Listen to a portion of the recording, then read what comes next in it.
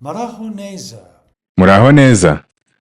Ndi umunyamuziki, nkaba mfite ubunararibonye mu gutunganya umuziki. Ntuye mu Rwanda imyaka 2. Amezi 12 ashize, nashyize ku mugaragaro mu Rwanda ikoranabuhanga ry'abazungu rimaze imyaka 100 rikoresha. Iryo koranabuhanga rishingiye kuri fréquence na vibration. Iri koranabuhanga rishobora gukiza ibibazo umubiri w'umuntu uhura nabyo. Tuwita umuziki w'umubiri, kandi urakora mu buryo butangaje cyane ku banyarwanda cyane. Ni umuziki utashobora kumvisha amatwi yawe ariko ufite imbaraga.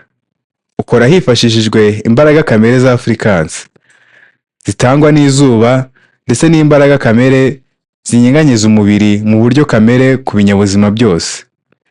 Mu mezi 12 ashize, umuziki w'umubiri wahinduye imibereho myiza.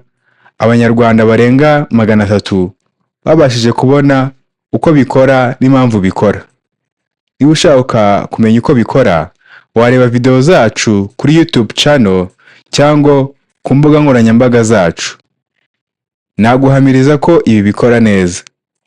Twafunguye studio Kimironko, aho mushobora kuza gukoresha umuziki w'umubiri ku mafaranga 10,000 gusa, mugatangira musukura systeme yose y'umubiri mu masaha 2 gusa.